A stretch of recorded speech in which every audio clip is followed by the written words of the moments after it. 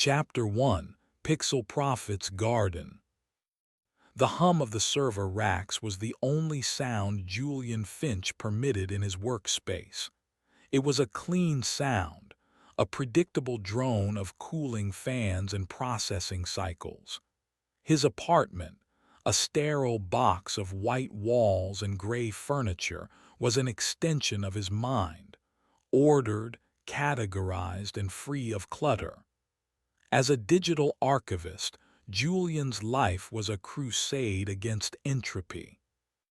He spent his days rescuing the ephemeral data of dead corporations and forgotten government projects, giving permanence to the fleeting digital whispers of the world.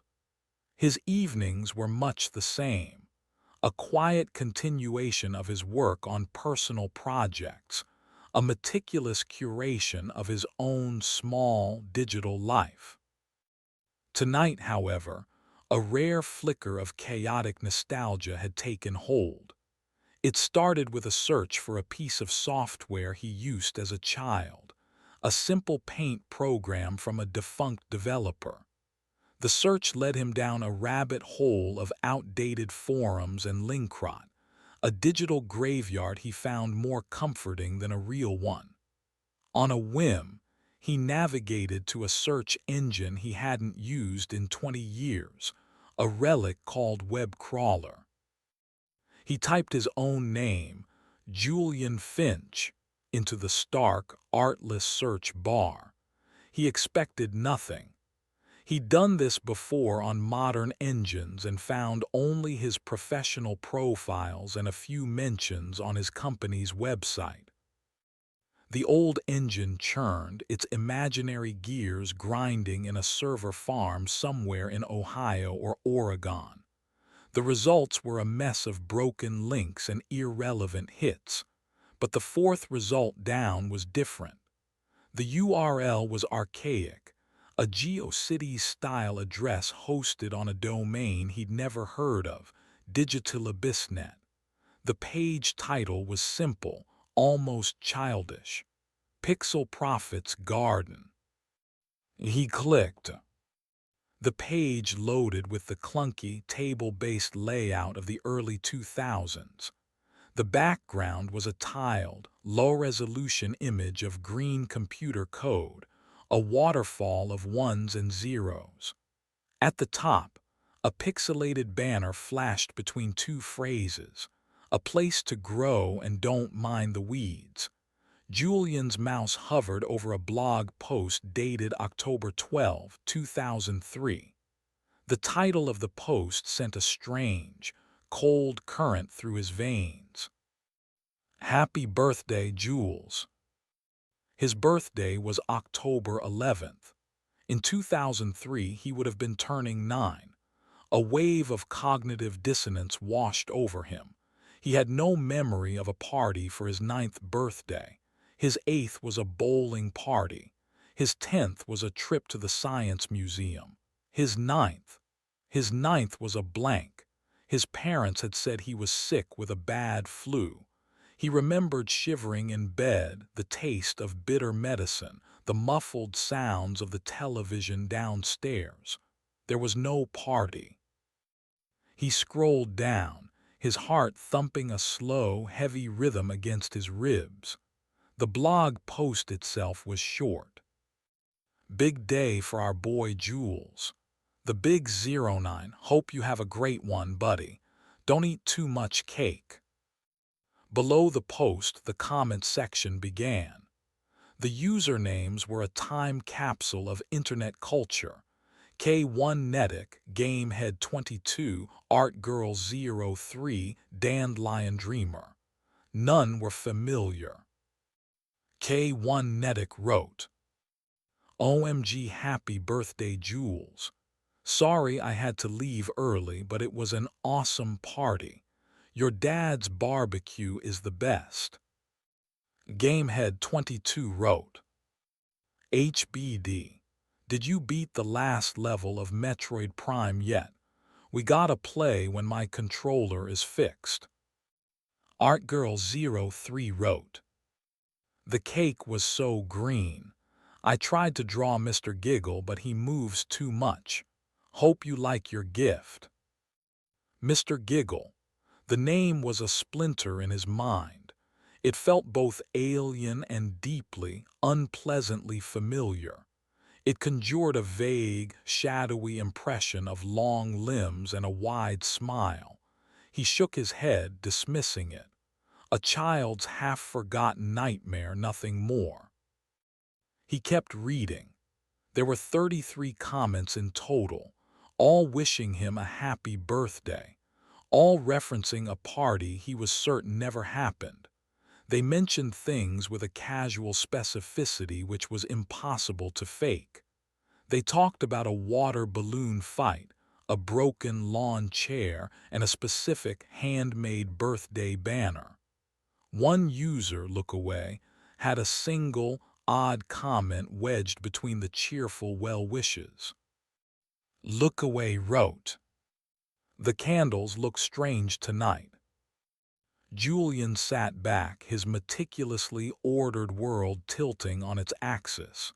This wasn't a mistake. This wasn't a different Julian Finch. The post mentioned his father's barbecue. It mentioned his exact age. This was for him, a detailed, collaborative fiction about a day which did not happen. Why? Was it a prank? A bizarre, long-form joke? He pulled his phone from its charging stand, his thumb hovering over his mother's contact. He hesitated. It was late. She would be sleeping. He pressed the call button anyway. She answered on the fourth ring, her voice thick with sleep. "Julian, is everything okay?" "Mom, sorry to call so late. I have a weird question for you." "What is it, honey?" A note of anxiety entered her voice. He rarely called this late. "My 9th birthday," he started, trying to keep his tone casual. "I was sick, right, with the flu." There was a pause on the other end of the line. It was not a pause of someone trying to remember. It was a weighted, deliberate silence. "Yes, a terrible flu. You were in bed for 3 days. Your father was so worried." "Right, because I found something. Online. It's an old website, a blog, and it has a post wishing me a happy 9th birthday. It has comments, Mom, a lot of them, people talking about a party at our house." The silence returned, heavier this time. Julian could hear her breathing, a little too quick, a little too shallow. "Oh, that's silly. You know how the internet is. It's just junk. A mistake. Someone with the same name, probably. It mentions Dad's barbecue. It mentions me turning 9 on that exact day. The odds of that." "Julian." Her voice was suddenly sharp, cutting through her sleepy confusion. It was the tone she used when he was a child, the one which meant the conversation was over. "It's nothing. A prank. Forget about it, it's late. You should get some sleep." "But who is Mr. Giggle?" he pressed, the name tasting like ash in his mouth. The gasp on the other end was sharp and unmistakable. It was a sound of pure, unadulterated shock. For a moment she said nothing. Then her voice returned, strained and thin, a wire pulled taut. "I don't know what you're talking about. I have to go, honey. We'll talk tomorrow." The line went dead. Julian stared at his phone, his mind racing. She wasn't confused. She was scared. The name, Mr. Giggle, had terrified her. He stood up and paced the small confines of his living room, the hum of the servers suddenly grating on his nerves. This wasn't a prank. This was a secret his mother was determined to keep. He needed to talk to his father. Mark Finch was a man of logic and reason, an engineer who saw the world in black and white. If anyone could explain this rationally, it was him. Julian dialed his number. Mark answered immediately, his voice alert and clear. "Julian, what's wrong?" "Nothing's wrong. I just spoke to Mom." "I know, she woke me up. She's upset." There was an accusation in his father's tone. "What did you say to her?" "I asked her about my 9th birthday. I found a website, Dad. A blog post from 2003. It says we had a party. There are comments, dozens of them, from kids I don't know." "A party," Mark repeated flatly. There was no question in his voice. It was a statement, a dead end. "Yes, a barbecue. They mention a water balloon fight. They mention a man named Mr. Giggle." The line was silent, but it was a different silence from his mother. Mark's silence was cold, hard, and absolute. It was the silence of a vault door swinging shut. When he finally spoke, his voice was lower, each word a piece of gravel. "There was no party, Julian. You were sick. Your mother is right, it's internet nonsense. Someone playing a game. You need to drop this, for her sake." "For her sake, or for yours." She recognized the name. "I heard it. Why are you both lying to me?" "We are not lying," Mark said, his voice dropping another register, becoming something dangerous. "We are your parents. We are telling you what happened. You were sick. End of story. Do you understand me?" "No, I don't." "Then you are being a fool. Some things are better left alone. Let this be one of them. Don't call your mother again tonight. And close the website." Mark hung up. Julian's hands were shaking. He had never heard his father use that tone with him. It wasn't anger. It was something deeper, something akin to dread. He walked back to his computer, the glow of the screen painting his face in pale green light. His parents were lying.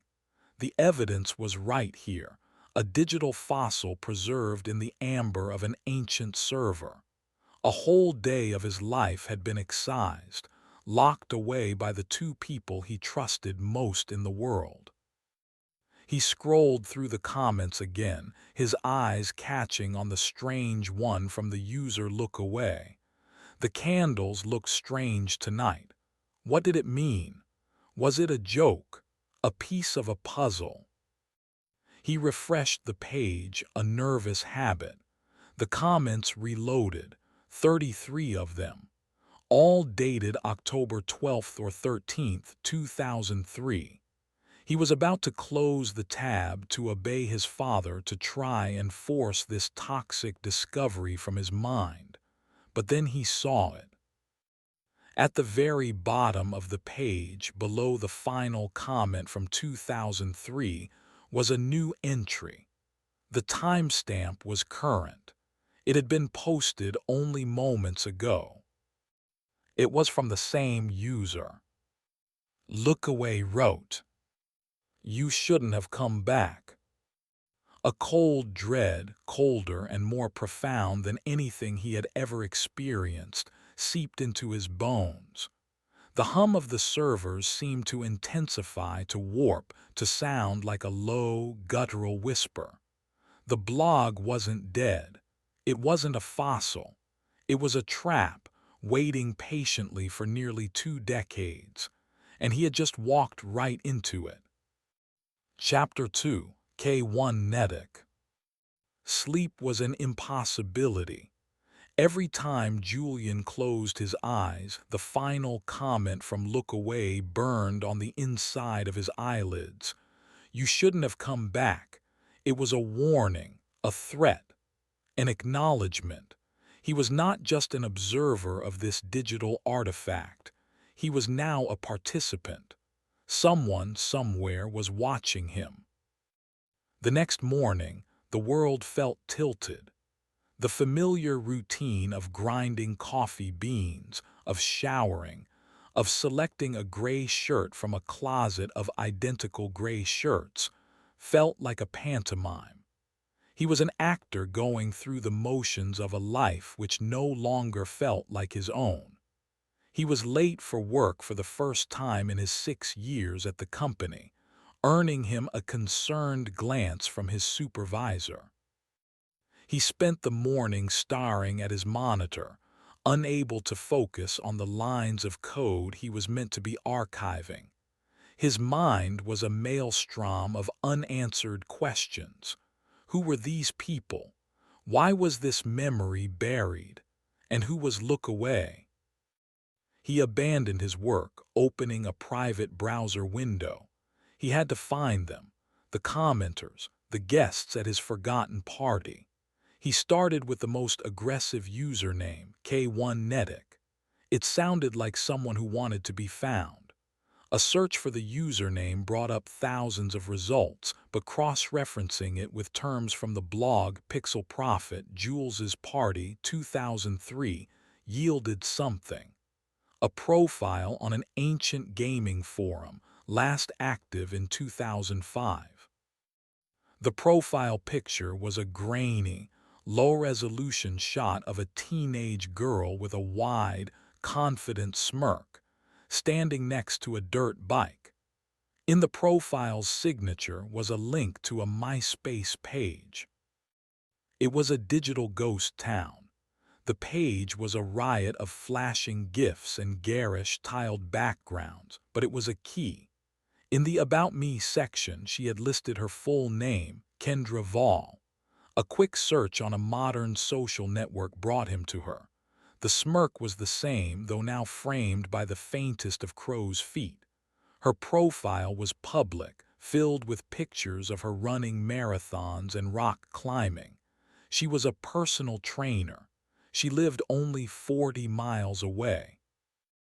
His fingers trembled as he typed the email.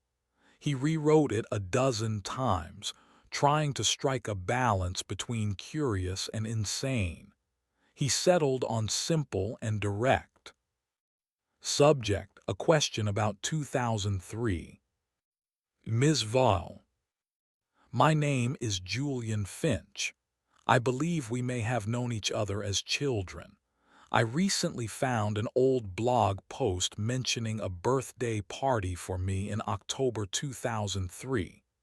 Your username, K1netic, was in the comments. I know this is a strange request, but the party is something of a mystery to me. I was hoping you might be willing to share what you remember. Sincerely, Julian Finch. He hit send before he could second-guess himself again. The response came back in less than a minute. It was as if she had been waiting for him. From Kendra Vall. To Julian Finch. Subject: Ray. A question about 2003. You're asking now. After 20 years of silence, you're asking me to share what I remember. You have a lot of nerve, Julian, or you're a lot sicker than I thought. The words were a physical blow, sicker than I thought. The phrase echoed his mother's frantic concern. He typed a reply, his hands clumsy on the keyboard. I don't understand. I was told I was sick with the flu. I have no memory of the party at all. My parents deny it ever happened. Kendra's response was even faster this time. Of course they do. I don't blame them. But don't you dare pretend you don't remember. We all saw what you did. We all saw what happened to Chloe. Chloe, the name from the blog, was Dandelion Dreamer. The artistic one, ArtGirl03, had mentioned her gift. Julian's blood ran cold. What happened to Chloe? He frantically typed back. What happened to Chloe? Who is she? Please, you have to tell me. No, I don't have to do a thing. You want answers. Ask your parents about Mr. Giggle. Ask them what was in the box Chloe gave you. Don't email me again. You ruined enough lives that day." The finality of her words was absolute. He was blocked, cut off. She had given him just enough to deepen the horror, to sprinkle more poison into the wounds of his confusion. He had a name, Chloe, and a new focal point for his fear, the gift. He left work without a word to anyone, driving toward his childhood home in the suburbs. The 40-mile drive felt like a journey across a foreign country. The familiar streets of his youth seemed alien, coated in a veneer of menace. He parked across the street from the house. His parents still lived there. The oak tree in the front yard, the one he had supposedly climbed during the party, was massive now, its branches like skeletal fingers clawing at the sky. He confronted them at the dinner table. He didn't bother with pleasantries. He stood in the doorway of the dining room, his jacket still on, his face pale. "Who is Chloe?" he asked. His mother dropped her fork. It clattered against her plate, the sound unnaturally loud in the silent room. Mark put his own fork down with slow, deliberate precision. He fixed Julian with a hard stare. "We told you to drop this," Mark said, his voice a low rumble. "I spoke to someone who was there," Julian said, his voice shaking but firm. "Her name is Kendra. She said I should ask you what happened to Chloe. She said I should ask you about Mr. Giggle." At the mention of the name, his mother made a small, wounded sound. She pushed her chair back, her face ashen. "Mark, please, I can't." "It's all right, Carol," Mark said, his eyes never leaving Julian's. He gestured to the empty chair. "Sit down, son." Julian remained standing. "I'm not sitting down. I'm not eating. I want you to tell me why you've been lying to me for 20 years. Mark sighed, a long, weary sound of surrender. But it wasn't the surrender of a man about to tell the truth. It was the surrender of a man choosing a different lie. There was an incident, a small gathering, not a real party. You had a few friends over. One of them, a little girl named Chloe, had an accident. She fell from the oak tree. "She fell," Julian repeated, a cold knot tightening in his stomach. "Kendra said I did something. She said something happened to her." "Kendra is misremembering," Mark said smoothly, his composure absolute. "Children's memories are unreliable. It was a traumatic day for everyone. She fell, she broke her arm. Her parents were litigious. They threatened to sue. We were advised by our lawyer to never speak of it, to deny it ever happened. We were protecting the family, Julian. We were protecting you from the memory of seeing your friend get hurt." It was a plausible story. It was logical. It explained the secrecy. It explained the denial. For a fleeting moment, Julian wanted to believe it. He wanted the relief of a rational explanation. But it didn't explain the terror in his mother's eyes. It didn't explain Lookaway's impossible comment. And it didn't explain Mr. Giggle. "And Mr. Giggle," Julian pressed, "who was he?" Mark's composure finally cracked. A flicker of something, fear, anger, passed over his features. "He was a party clown, a cheap entertainer we hired. He was a strange man, unsettling. He was there when Chloe fell. It's all connected, you see. A messy, unpleasant day, best forgotten." "I don't believe you," Julian said quietly.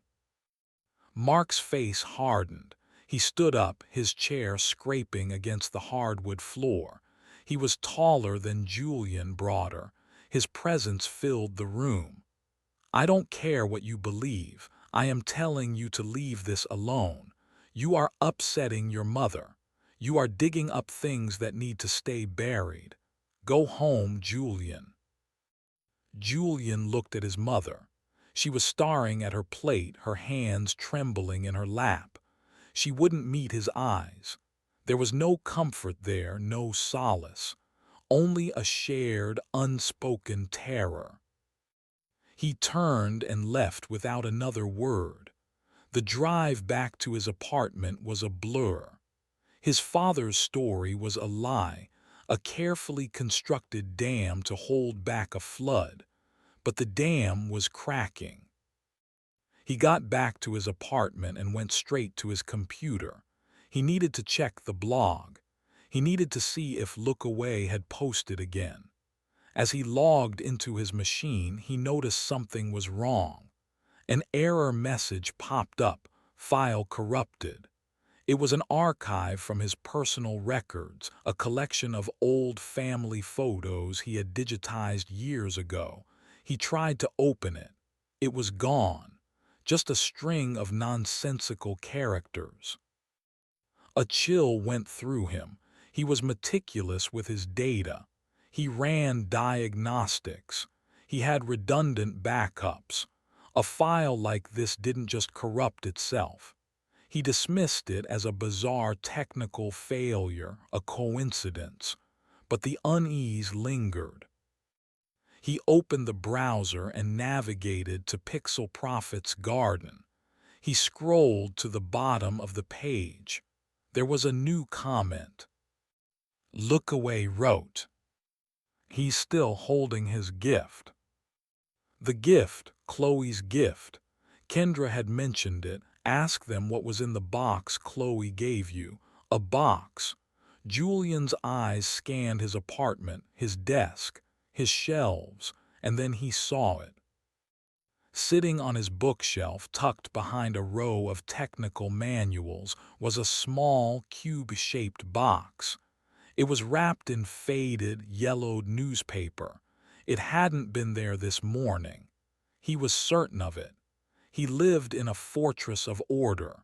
He would have noticed. He approached it slowly as if it were a venomous snake. His heart hammered against his ribs. He reached out a trembling hand and touched the paper. It was cold.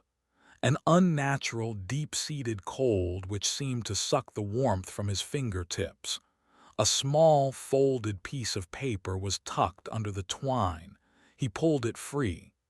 The handwriting was childish, a looping, neat cursive. "For Jules, happy birthday." This was it, the gift, the thing from his forgotten past. It had somehow appeared in his apartment. The digital and the real were bleeding into one another.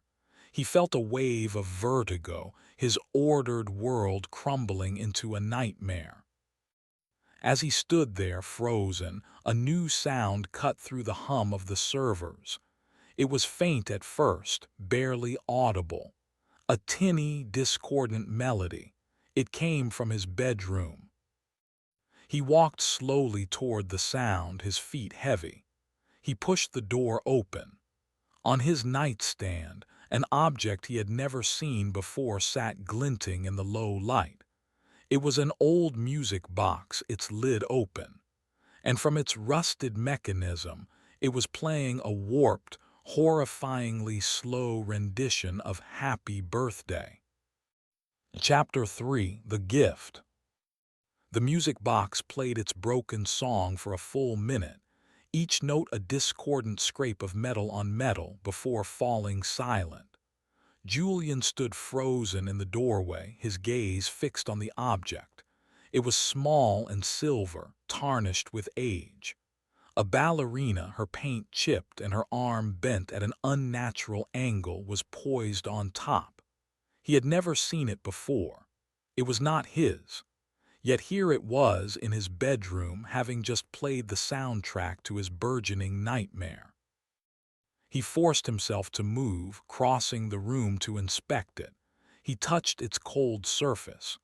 There was no winding key, no visible mechanism to explain its sudden performance. He closed the lid, the soft click echoing in the silent apartment. He wanted to throw it away, to cast it out, but a paralyzing fear kept him from touching it again. It was another piece of the party, another physical manifestation of the day he could not remember. First the gift, now this. His home was no longer a sanctuary. It was becoming a stage for a play he did not understand. Sleep was a distant memory. The next day at work he was a ghost.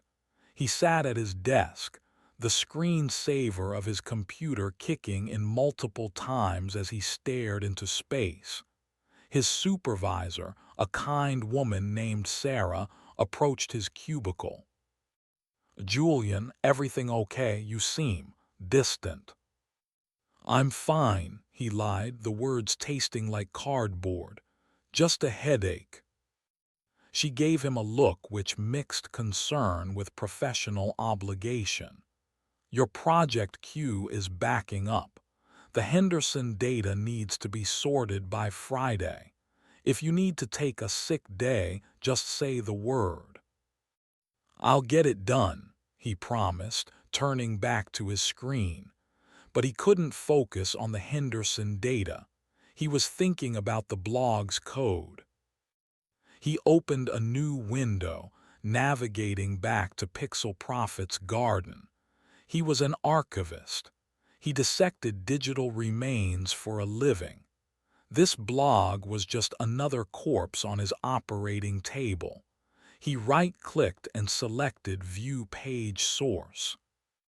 The HTML was a mess, a relic of a time before coding standards. But hidden within the garbled tags and deprecated commands, Julian found something. Sections of text were commented out, invisible to a normal user but plain as day in the source code. They were notes left by Damien, the blog's creator. A containment seemed stable. No new pings since the handshake. Why did I ever think this was a good idea? TCP/IP as a summoning circle. God, I was an idiot. He's still in there. I can feel him in the latency, waiting. A summoning circle, containment, a handshake. This wasn't just a blog, it was a prison. And Damien, the Pixel Prophet, was its warden. He had to talk to him.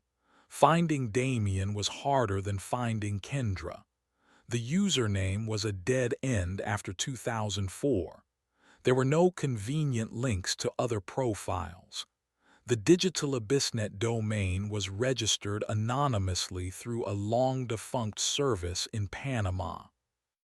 Julian did what he did best. He began to dig.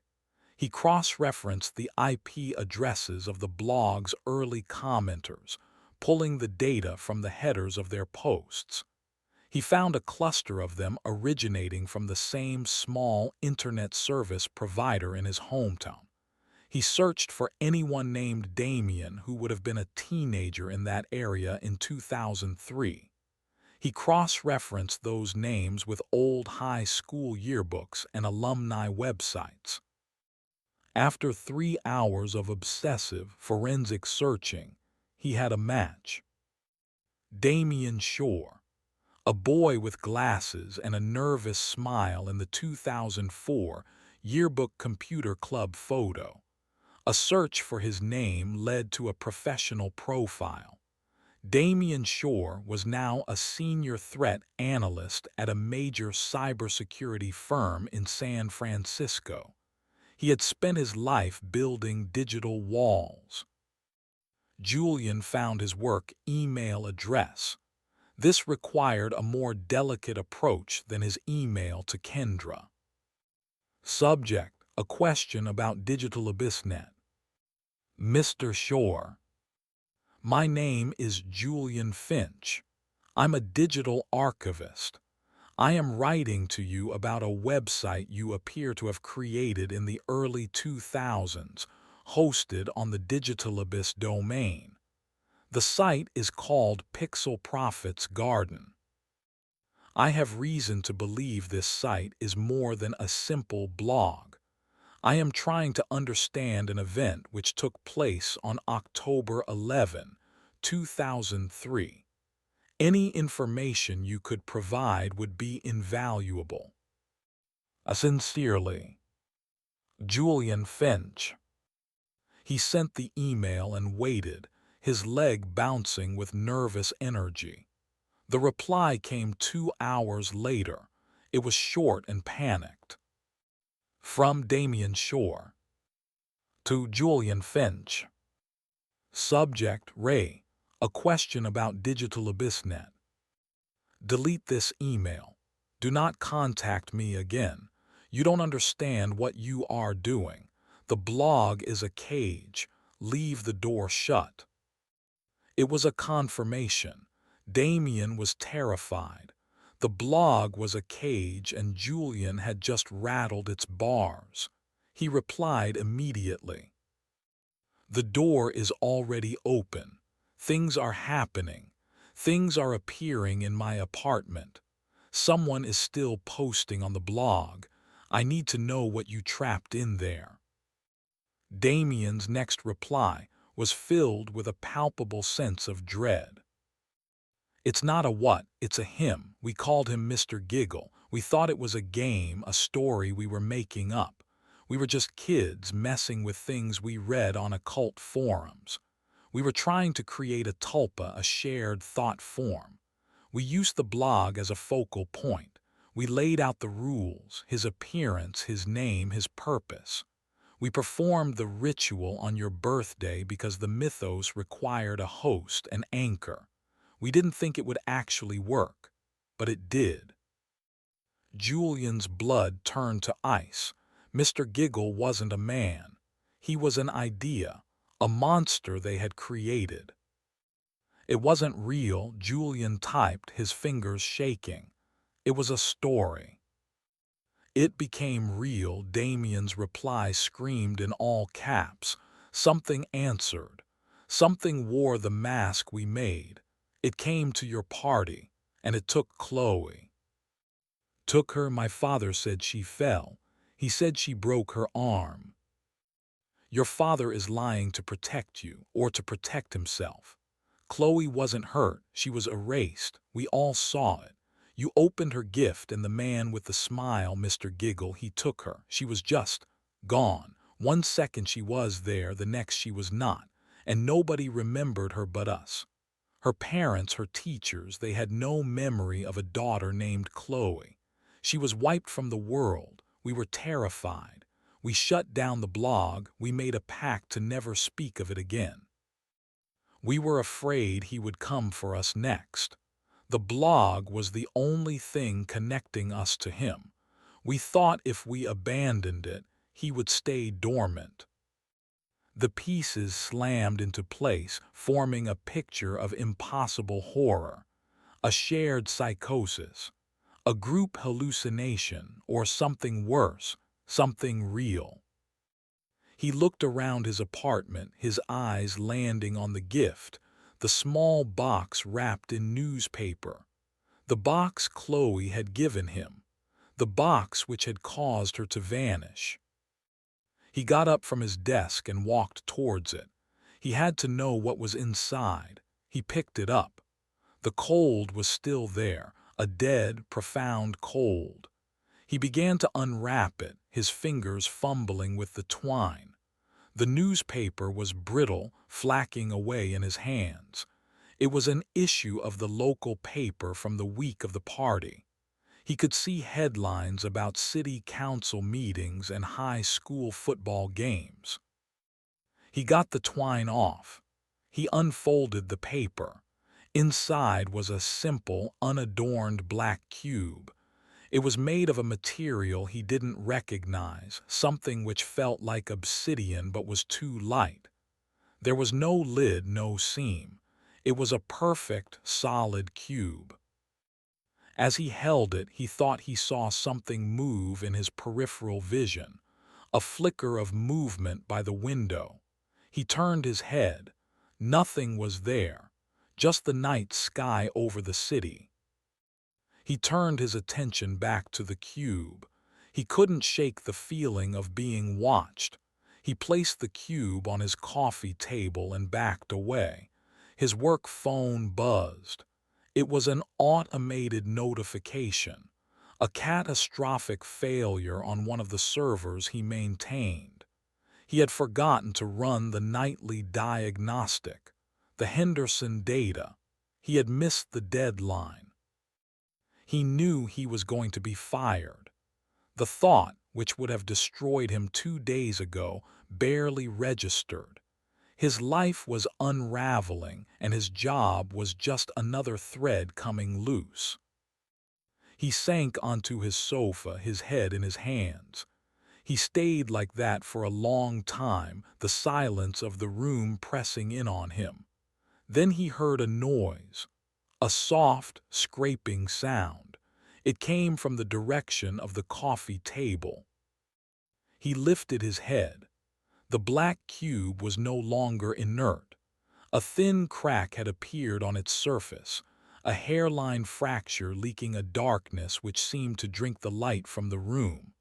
And from within the crack, a single black feather, impossibly dark, was slowly, silently emerging. The scraping sound was the feather pushing its way out of the box. Julian scrambled backward, his heart seizing in his chest.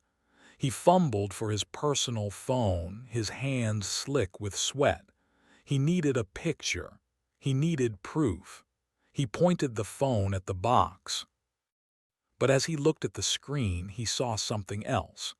In the reflection on the phone's dark surface, he could see the room behind him. And standing in the doorway where the music box had been was a tall, thin figure. It was shrouded in shadow, but he could make out its form. Long, spindly limbs, a small, dark bowler hat, and a wide, fixed smile, pale and gleaming in the gloom. It was the smile from his deepest, most repressed nightmares. It was Mr. Giggle. And he was holding a single, deflated balloon animal in one hand, its empty skin dangling like a flayed trophy. The figure raised its other hand and gave a slow, deliberate wave. Julian screamed, a raw, ragged sound of pure terror, and the world dissolved into blackness. Chapter 4: Look Away. Julian awoke to the acrid smell of ozone and the rhythmic blare of a smoke detector. He was slumped on the floor of his living room, his cheek pressed against the cold hardwood. Disorientation clung to him like a shroud. The reflection on his phone, the figure in the doorway, the scream, it felt like a dream, a vivid hallucination brought on by stress and sleeplessness. But the smoke was real. A thin, gray haze filled the apartment, originating from the server rack in the corner. The hum was gone, replaced by an angry, high-pitched beep. The catastrophic failure he'd been warned about had cascaded. One of the power supplies had fried, melting the plastic casing and sending a plume of toxic smoke into the air. He scrambled to his feet, his mind clearing with a jolt of adrenaline. He grabbed a broom and jabbed at the smoke detector until it fell silent, then rushed to the window, forcing it open. The cool night air rushed in, carrying with it the distant sounds of city traffic. He coughed, his lungs burning, and turned his attention back to the room. His gaze snapped to the coffee table. The black cube was there, but it was inert once more. The crack was gone. The single black feather lay beside it, a stark, impossible object against the pale wood of the table. He hadn't imagined that. His eyes darted to the doorway where he had seen the figure of Mr. Giggle. It was empty. The music box sat on the nightstand beyond, its lid closed, silent. There was no sign of a deflated balloon animal. Had that part been a hallucination, the product of a mind under siege? Or had the entity simply retreated when the smoke alarm blared, its supernatural presence disrupted by the mundane shriek of a fire safety device? He unplugged the smoldering server rack, the silence it left behind feeling more unnerving than its constant hum. His sanctuary was violated, his digital fortress breached and burned. His job was gone, his home was tainted. The neat, ordered life of Julian Finch had been systematically dismantled in 72 hours. He felt a strange, chilling sense of liberation. When you have nothing left to lose, fear changes its nature. It becomes less paralyzing, more clarifying. He knew what he had to do. He couldn't trust his parents. Kendra was a dead end. Damien was a terrified recluse on the other side of the country. That left one person, the one who was still active on the blog, the one who seemed to know what was happening in real time. He had to find Look Away. This search was different. The username was intentionally vague, designed for anonymity. There were no convenient links, no old forum profiles. The IP address from his recent posts was masked, routed through a dozen proxies from around the world. But Julian had a tool nobody else did: the blog itself. The other commenters had interacted with Look Away back in 2003. He just had to find the right thread. He spent the next few hours sifting through the archives of Pixel Prophet's garden. He ignored the birthday post and focused on the everyday chatter of the teenagers who had used the site. They talked about school, music, and video games. Tucked away in a thread about a local band was the clue he needed. Gamehead22 wrote, "Sam, you gotta come to the show Friday. They're playing that cover you like." Look Away wrote, "Can't, Dad's making me go to the library. Research paper." Gamehead22 wrote, "Lame, what's it on?" Look Away wrote, "Local folklore, the Hollow Boy." Sam, his name was Samuel, and he was researching local folklore. It was a start. Julian searched for anyone named Samuel who would have been in the same high school as Damien and Kendra. He found 3. 2 of them were smiling, popular-looking athletes in the yearbook. The third was a boy with serious, dark eyes who wasn't listed in any clubs: Samuel Hess. A search for Samuel Hess and local folklore brought up a surprising result: a master's thesis published 7 years ago from the State University. The title was Mimetic Pathogens and Digital Folklore, a study of emergent thought forms on the early internet. The author was Samuel Hess. Julian's hands trembled as he downloaded the PDF. It was an academic paper, dense with theory and technical jargon, but its subject was terrifyingly familiar.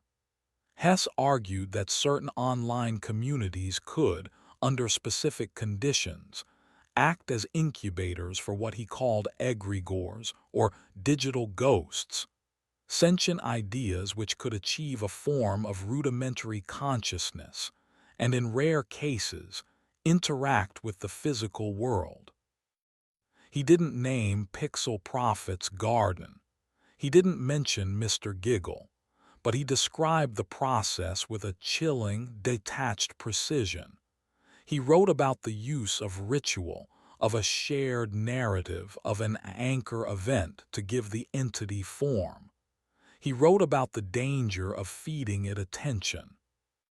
And at the end of the paper in the acknowledgement section was a single cryptic sentence. For Chloe, I'm sorry I looked away. Julian found a current address for Samuel Hess.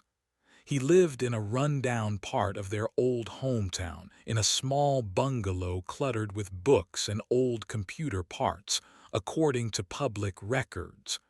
Julian didn't email. He didn't call. He got in his car and drove. The house was exactly as described. The lawn was overgrown, and the paint was peeling from the siding. A single yellow light bulb burned in the front window. Julian walked up the cracked concrete path and knocked on the door. For a long moment there was no answer. He was about to knock again when the door opened a few inches, held by a chain lock. A pair of dark, intense eyes peered out at him. They were the same eyes from the yearbook, but now they were filled with a deep, weary caution. "Can I help you?" The voice was quiet, raspy. "My name is Julian Finch," Julian said. "I need to talk to you, Samuel." The eyes widened slightly. Recognition dawned. "You found me." It wasn't a question. "I read your thesis," Julian said. "I need to understand." Samuel was silent for a moment. He seemed to be weighing his options. Finally, with a sigh that sounded like it came from the depths of his soul, he closed the door, slid the chain free, and opened it again. "Get in, and don't touch anything." The inside of the house was a controlled chaos. Books were stacked on every surface. Wires snaked across the floor, connecting various pieces of vintage computer hardware. The air smelled of old paper and soldering flux. In the center of the living room, a half-dozen old CRT monitors were arranged in a circle, all of them displaying the green, cascading code of the Pixel Prophet's garden background. They cast a sickly, flickering light on Samuel's pale face. "You're still watching it," Julian said, a statement of awe and horror. "Always," Samuel replied, his eyes darting between the screens. "It's a containment protocol. I monitor its activity. I watch for incursions. He's mostly dormant, but you woke him up." "Why didn't you warn me?" Julian demanded, his voice rising. "You just left cryptic comments. You shouldn't have come back." "He's still holding his gift." "What was that, a game?" "It wasn't a game.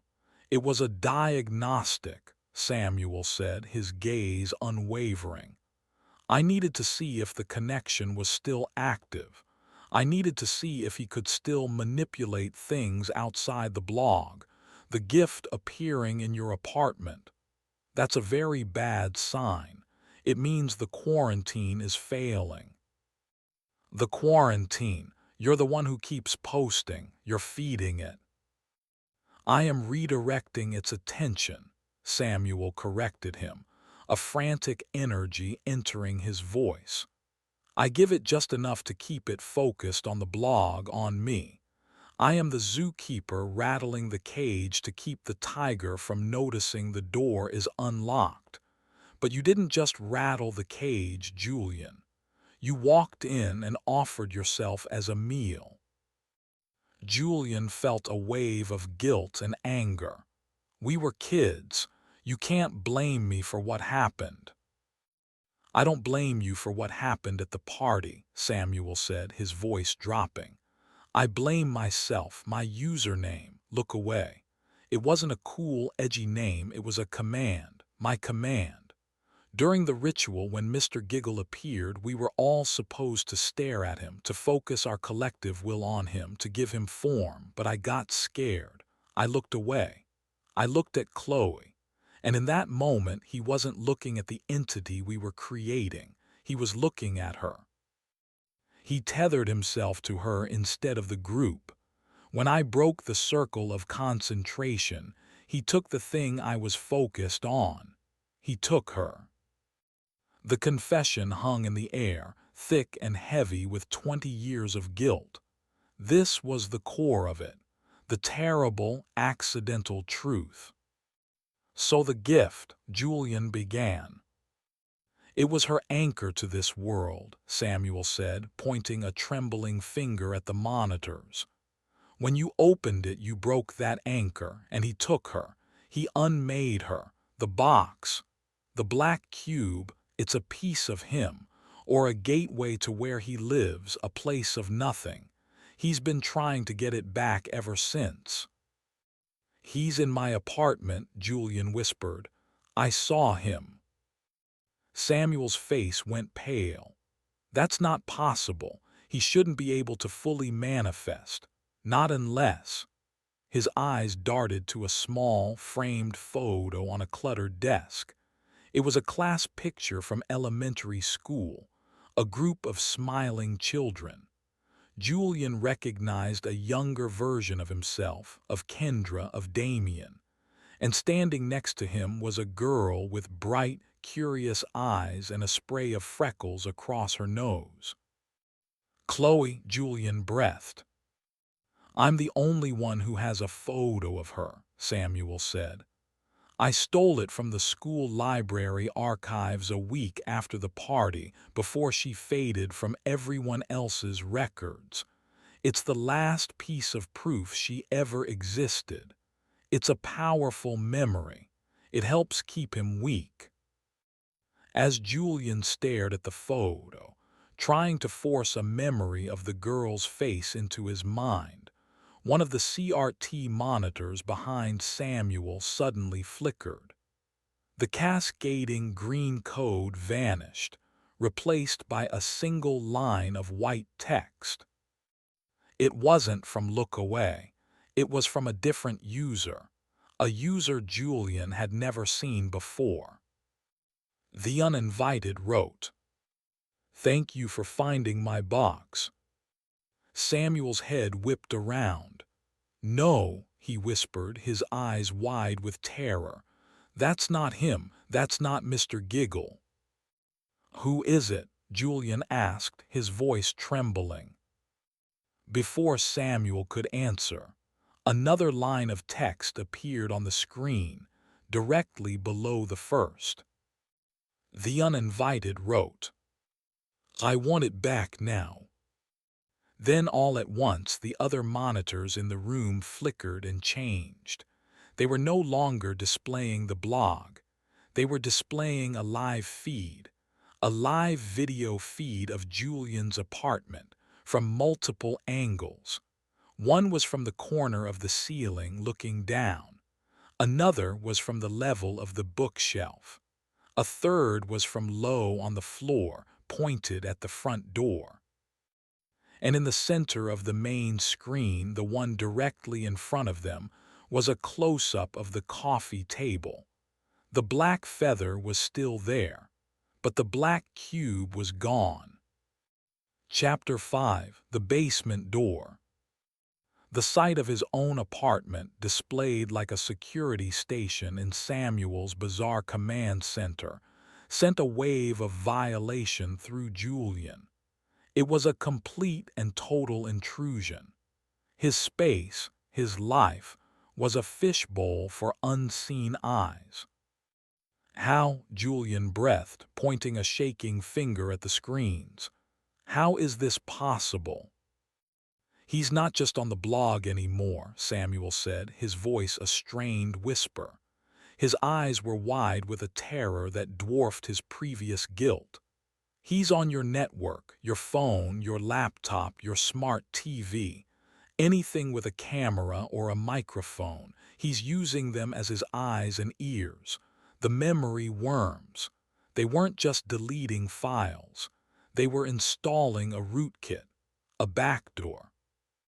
The name The Uninvited pulsed on the central screen. The video feed from his apartment was crystal clear, a high-definition view of his empty living room. The black cube was gone. "Who is the uninvited?" Julian demanded, turning back to Samuel. "You said it wasn't Mr. Giggle." "Mr. Giggle was what we created," Samuel explained, his words coming in frantic bursts. He began packing the small space between the desk and the monitors. "He was the mask, a personality we designed, but we didn't create the entity itself. We just opened a door, we invited something in. Mr. Giggle was the form it took to interact with us. The uninvited, that must be its true name, or the closest thing to a name it has. It's shedding the mask. It doesn't need the party clown persona anymore. It has a direct link to you." A new message appeared on the screen, the white text stark against the image of his empty apartment. The uninvited wrote, "You have something else that belongs to me." Julian's mind raced. What else could he have?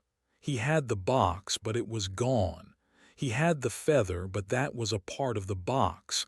He had the music box. "The music box," Julian said aloud. Samuel stopped packing. "What music box?" "It appeared in my bedroom after the gift showed up. It played. It played Happy Birthday." Samuel's face went slack with horror. "Oh no, no, no, no, the song." "What about the song?" "It was part of the ritual, the focusing agent. When we sang Happy Birthday at the party, we weren't singing to you, Julian. We were singing to him. We were tuning our thoughts to his frequency. The music box, it's a beacon, a resonator. It strengthens his connection to this world." Samuel rushed to his desk, rummaging through a pile of books. He pulled out a worn, leather-bound journal. He flipped through the pages, which were filled with his own cramped handwriting and bizarre diagrams. "We made a critical mistake. We based the ritual on a text we found on an old message board, the Malleus Obscura. We thought it was just creative writing, but it was a real grimoire. It described how to create a servitor, but it warned against giving it a trophy. A trophy. Something to remember its first successful interaction. Something it could use as a key. When you opened the gift and he took Chloe, he left something behind. We all saw it, but we didn't understand. The music box. It was his trophy, proof of his victory, and now it's in your home." A cold dread settled in Julian's stomach. "So what do we do? Do we destroy it?" "No," Samuel shouted, slamming the journal shut.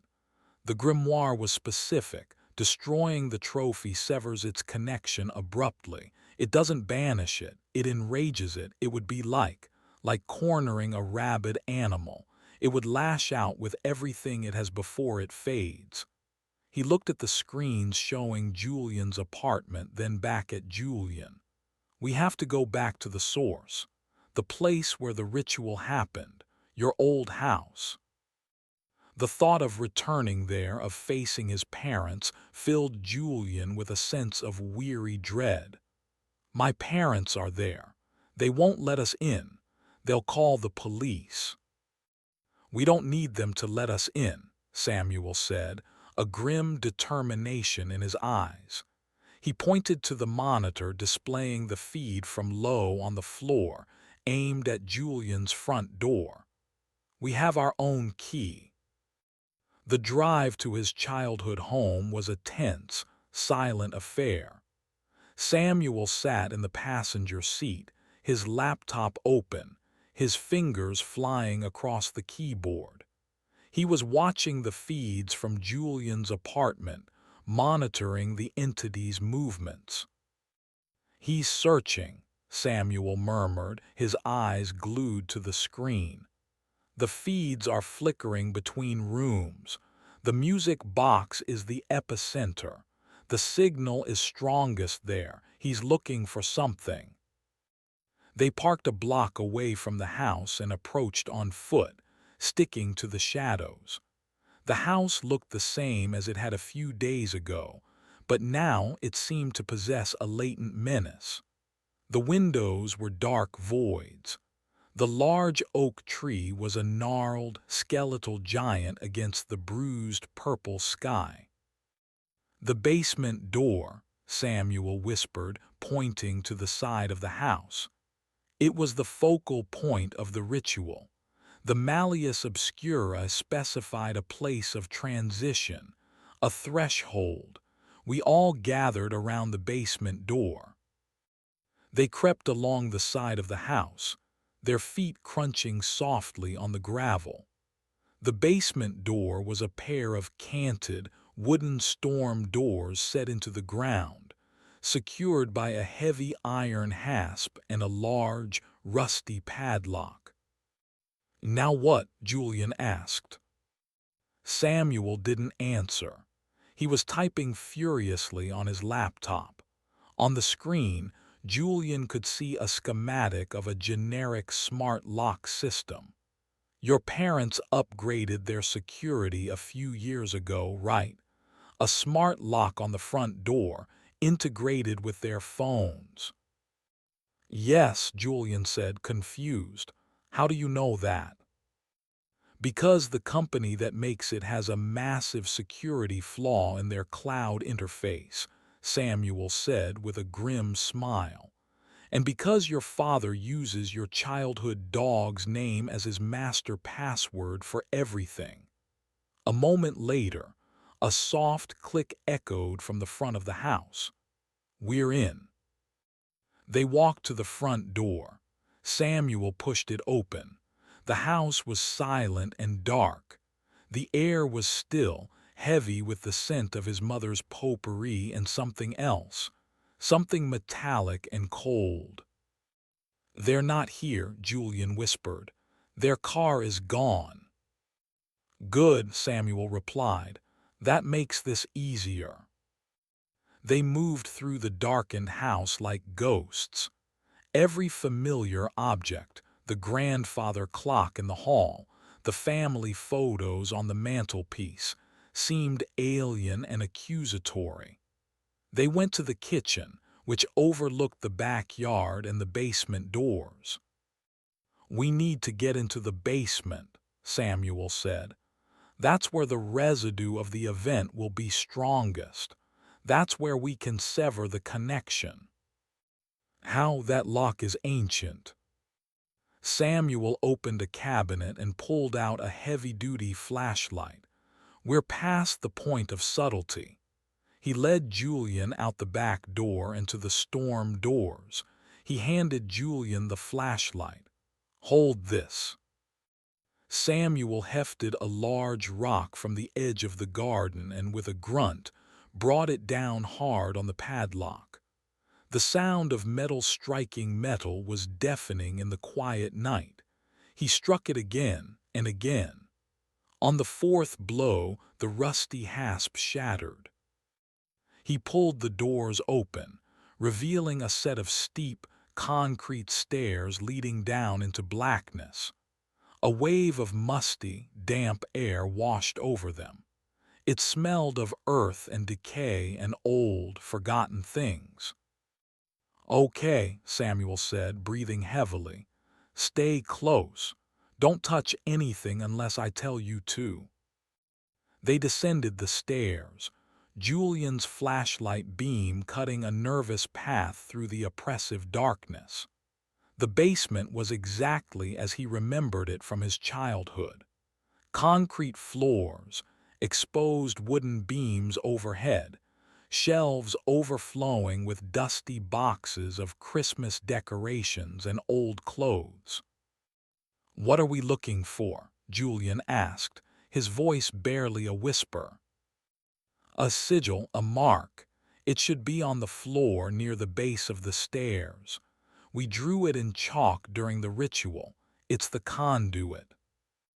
They searched the dusty floor, the flashlight beam dancing over forgotten toys and rusted tools. And then they found it. Faint, barely visible after 2 decades but still there. A complex geometric pattern drawn on the concrete, a circle filled with intersecting lines and symbols he didn't recognize. "This is it," Samuel breathed. He set his laptop down and opened a case he had brought with him. Inside was a collection of strange objects, a bag of salt, a small iron railroad spike, and a silver bell. According to the grimoire, we need to disrupt the pattern, break the circle. We pour salt on the lines to cleanse them and drive the iron spike into the center to ground the energy. He handed the bag of salt to Julian. "Start pouring. Follow the lines exactly." Julian knelt, his hands shaking, and began to pour a thin, steady stream of salt onto the faint chalk lines. As the salt touched the sigil, the air in the basement grew heavy, and a low hum seemed to emanate from the very walls around them. It was the same sound his dying servers had made. Suddenly, Samuel's laptop, which was open to the live feed of Julian's apartment, flickered.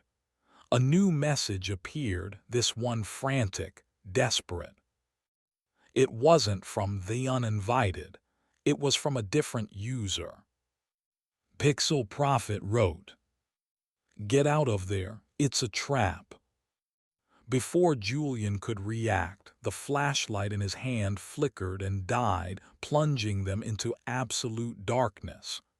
The humming intensified, rising in pitch to a deafening shriek. And from the top of the stairs, a voice echoed down into the basement. It was a soft, gentle voice. His mother's voice. "Julian, is that you down there? Your father and I were so worried." A beam of light cut through the darkness, coming from a lantern held at the top of the stairs. His mother stood there, her silhouette outlined against the light. But something was wrong. Her smile was too wide, too fixed. And standing just behind her, a tall, thin shadow with a familiar bowler hat, was the figure of Mr. Giggle. "You came back for your present, honey," his mother said, her voice distorting, stretching like old cassette tape. "We saved it for you."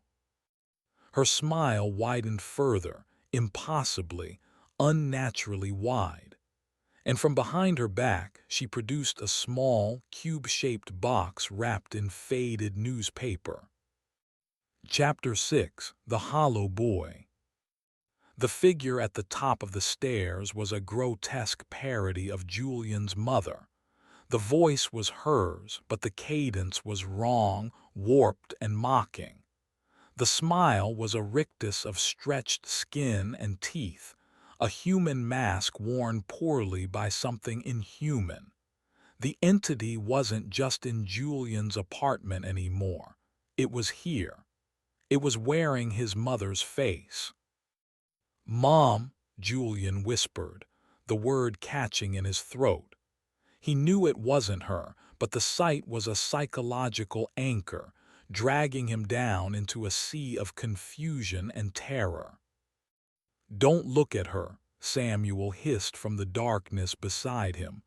"It's a glamour, a projection. It's trying to distract us. Finish the salt line."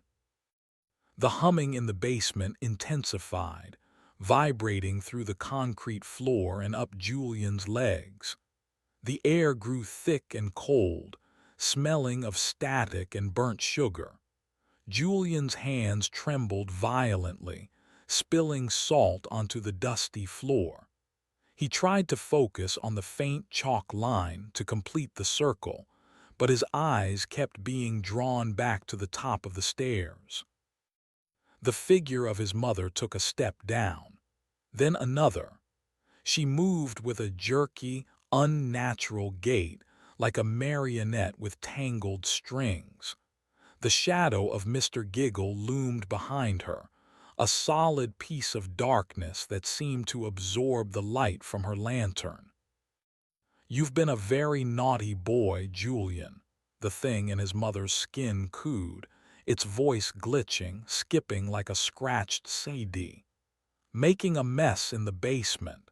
We have to clean up before your guests arrive." "Guests," Julian stammered. A new figure appeared at the top of the stairs, standing beside the shadow of Mr. Giggle. It was his father, Mark, or a perfect copy of him. He was holding a barbecue fork, its tines glinting in the lantern light. He had the same horrifying, stretched smile as his wife. "The whole family is here," the Mark thing boomed, its voice a hollow echo. "We missed you, son. We're so glad you remembered our little party." Julian's resolve crumbled. He dropped the bag of salt, his mind reeling. The two beings, wearing the faces of his parents, began their descent down the narrow concrete stairs. Their movements were synchronized, their smiles unwavering. "Julian, no," Samuel yelled. He scrambled across the floor, grabbing the iron railroad spike.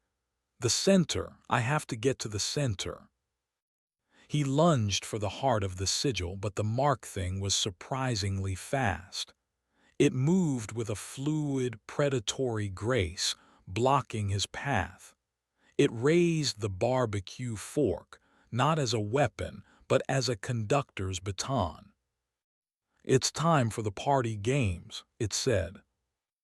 As it spoke, the dusty, forgotten objects in the basement began to stir. A rusty tricycle in the corner slowly pedaled its wheels. A box of old Christmas ornaments rattled, the glass globes inside clinking like discordant bells. A deflated soccer ball reinflated with a wheezing gasp, its leather skin stretching taut. The basement was coming to life, animated by the entity's malevolent will. A child-sized baseball bat lifted from a pile of junk and floated through the air, positioning itself between Samuel and the sigil. An old garden hose snaked across the floor like a green serpent, coiling around Samuel's ankles. He fell with a cry, the iron spike skittering across the concrete, coming to a stop just inches from the center of the chalk circle. The Carol thing was halfway down the stairs now, holding the newspaper-wrapped gift out to Julian. "You forgot to open your present, sweetie. You can't leave the party until you open your present." "I did open it," Julian said, his voice trembling. "It was empty." The smile on its face faltered for a fraction of a second, replaced by a look of cold, alien fury. "It wasn't empty. It was a trade, a gift for a gift. You gave us the box and we gave you this." It gestured around the basement at Julian's life. "We gave you 20 years of blissful ignorance. We took the memory from you. We hollowed it out. It was a kindness. You would have gone mad like your little friends." "My friends." Kendra with her anger, Damien with his fear, Samuel with his guilt, the entity recited. "They remember. And what good has it done them? They are broken. We made you whole. We made you the hollow boy." The phrase from Samuel's research paper, the local legend, slammed into Julian. The hollow boy. A boy who had his shadow, his past, stolen. The story wasn't a legend. It was about him. "Now," the Carol thing said, its voice losing all pretense of humanity, becoming a chorus of whispers and static. "The trade is over. We want our box back, and you will give us a new memory in its place. The memory of your friend." It nodded towards Samuel, who was struggling against the coils of the garden hose. Give us the boy who looked away. The choice was laid bare. Sacrifice Samuel to the entity, and maybe, just maybe, it would let him go.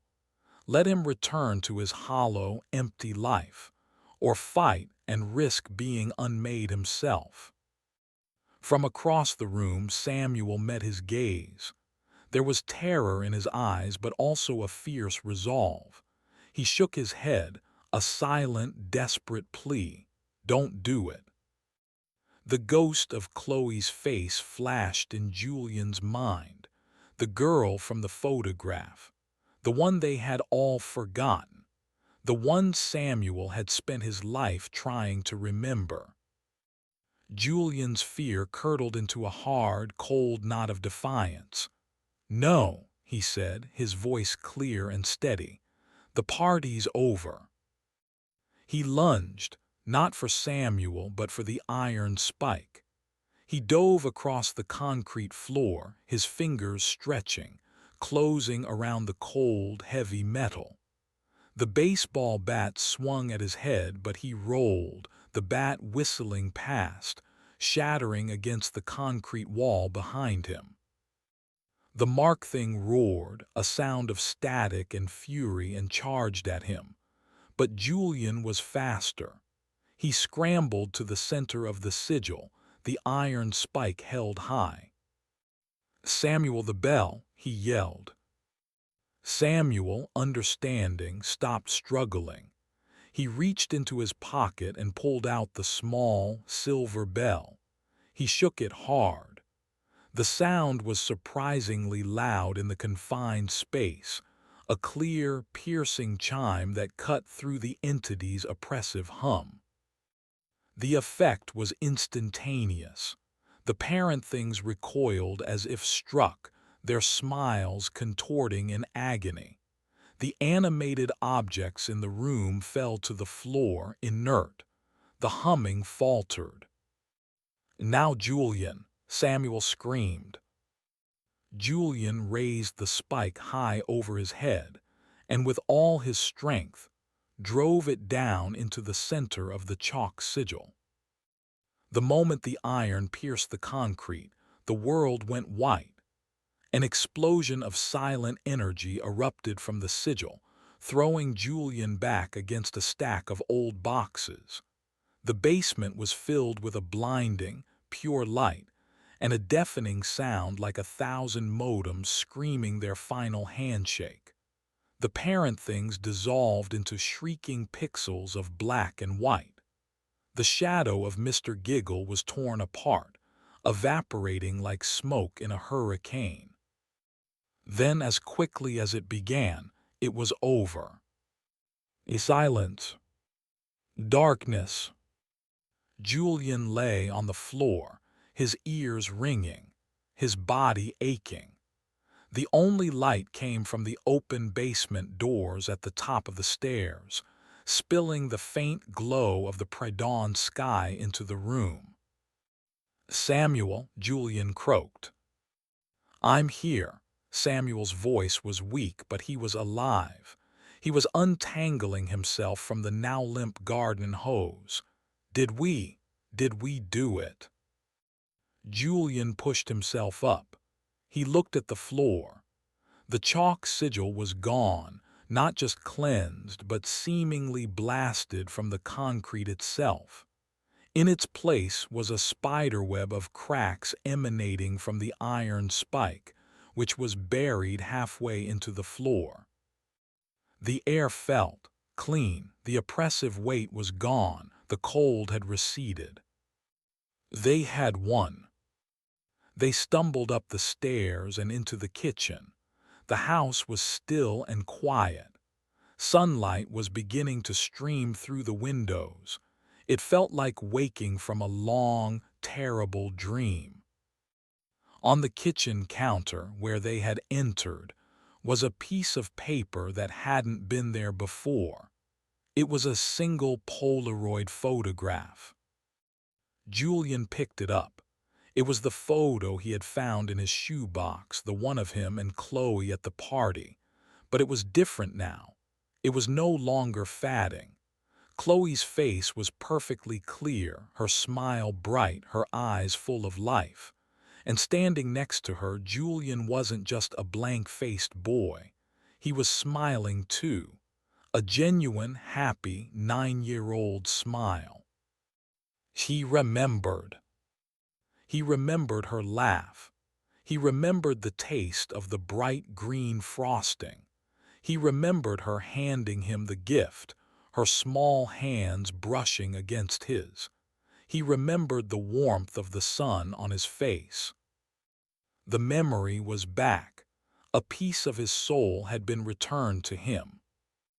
"It worked," Julian whispered, a tear tracing a path through the dust on his cheek. "It really worked." Samuel came and stood beside him, looking at the photo. "Chloe," he said softly, his voice thick with emotion. Their relief was so profound, so all-encompassing, that they didn't notice the other change at first. Julian's gaze drifted from the photo to the window, looking out at the backyard. The sun was rising higher. Something was wrong. The oak tree, the massive, ancient oak tree that had dominated the yard his entire life. It was gone, not chopped down, not a stump, vanished, as if it had never been there at all. "Samuel," Julian said slowly, his newfound relief evaporating into a new, cold dread. "Where's the tree?" Samuel looked out the window, his face went pale. The ritual, the entity, it was anchored to the house, to the memory of the party. "We drove it out, but a vacuum has to be filled. The universe abhors a paradox." Julian didn't understand. "What are you talking about?" Before Samuel could answer, the sound of a car pulling into the driveway broke the morning silence. A moment later, the front door opened. "Hello," a woman's voice called out. "Is anyone here? We got a notification that the security system was breached." A woman and a man walked into the kitchen. They were strangers. They were in their late 40s, dressed in casual weekend clothes. They stopped short when they saw Julian and Samuel standing in their kitchen. "Who the hell are you?" the man demanded, pulling out his phone. "I'm calling the police." "What are you doing in our house?" Julian asked, his mind unable to process what was happening. The woman looked at him, her expression a mixture of fear and pity. "Your house. Honey, we've lived here for 15 years. Chapter 7. The New Garden. The homeowners, a couple named Patterson, were understandably agitated. To them, Julian and Samuel were intruders, two haggard men standing in their kitchen at dawn, spouting nonsense. The police were called.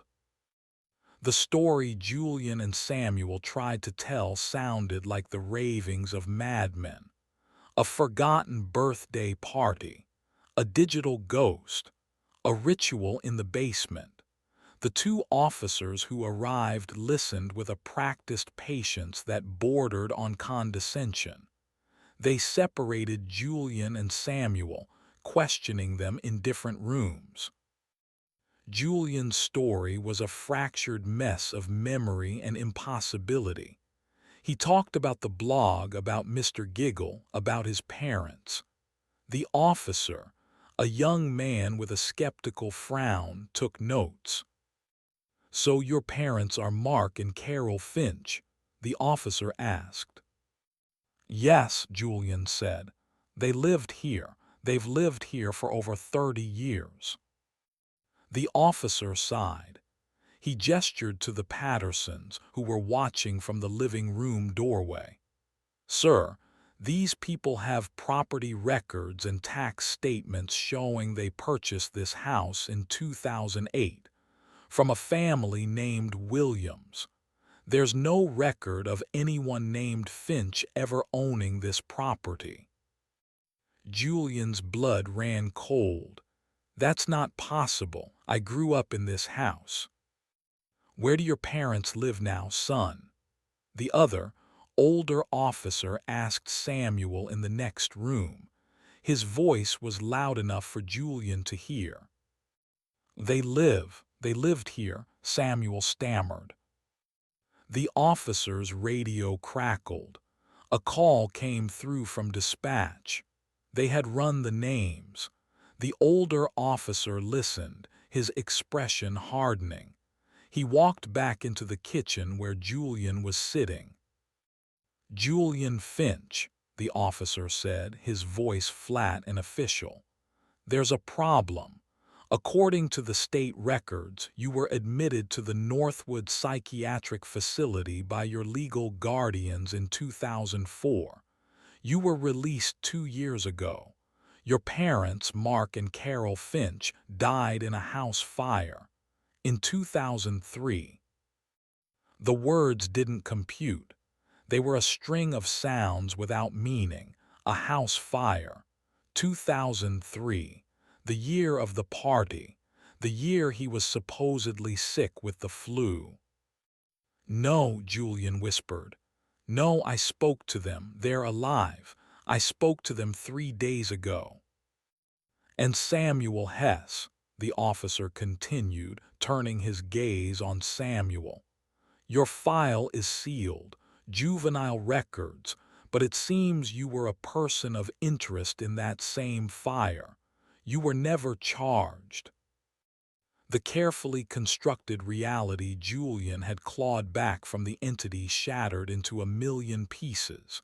The lies he had uncovered were just layers hiding a deeper, more terrible truth. His parents weren't lying to protect him from the memory of Chloe. They were lying to protect him from the memory of their own deaths. The conversations he'd had with them, the arguments, the denial. It was all part of the entity's elaborate illusion. It hadn't just hollowed out a memory. It had built a false one to take its place. They were taken to the station. Their story was so bizarre, their state so disheveled, that they were held for psychiatric evaluation rather than charged with breaking and entering. Julian sat in a cold, sterile observation room, the officer's words echoing in his mind. House fire. 2003. He thought back to Damien's first panicked email. "The blog is a cage. Leave the door shut." He'd thought the cage was for the entity, but maybe it was also for him. A digital world, a fake history, designed to keep him from remembering the fire that had taken his parents and broken his mind. After several hours, a woman arrived. It was Dr. Anjali Sharma, the psychologist he had briefly consulted. She had been listed as his emergency contact by the facility he'd been in. She looked at him not with alarm, but with a profound, weary sadness. "Julian," she said softly, "the delusion has returned." "It wasn't a delusion," he said, his voice raw. "It was real. Samuel was there. He saw it too." "Samuel Hess has a long and documented history of shared psychosis," she explained gently. "He enables these fantasies, Julian. The fire was a trauma. You were there. You were the only survivor. You created a world where it didn't happen. A world where your parents were still alive, where the only thing you had to worry about was a forgotten birthday party." He wanted to scream. He wanted to tell her about the music box, the black feather, the impossible comments. But what was the point? To her, it was all just evidence of his illness. He had no proof. The house was owned by strangers. The tree was gone. His parents were ghosts. Mr. Giggle had been vanquished, but in his place was a mundane, clinical reality that was, in its own way, even more terrifying. He was released into Dr. Sharma's care. Samuel was held longer due to his sealed juvenile record. They didn't get to say goodbye. Julian moved into a small, state-subsidized apartment. The first few weeks were a blur of medication and therapy sessions. He tried to explain, but his explanations only led to more concerned glances, more notes scribbled in his file. He learned to be quiet. He learned to nod. He learned to pretend he was getting better. He didn't have a computer. Part of his treatment was a complete dissociation from the digital world. But the need to know, to see, was an itch he couldn't scratch. One night he went to a public library. His hands trembled as he sat down at a public terminal, the librarian watching him with suspicion. He typed in the old address, Digital AbyssNet. He expected an error message. He expected the site to be gone, but it loaded. The background was no longer the cascading green code. It was a stark, sterile white. The flashing banner was gone. There was only a single blog post on the page. It was new. The title made his heart stop. A place for forgetting. The blog post was written by a new user. The username was simply Gardener. The old garden was overgrown with weeds. It was built on a foundation of lies and pain. It has been purged. The soil is clean now. The old ghosts have been banished. We can start again. We can plant new things, better things. Julian scrolled down to the comment section. It was empty. The 33 comments from his forgotten birthday, the comments that had started it all, were gone, wiped clean. But then he saw it. One new comment had been posted just an hour ago. It wasn't from Gardner. It wasn't from Look Away or Pixel Prophet. K1 Nedick wrote, I don't remember what happened, but I feel better now, lighter.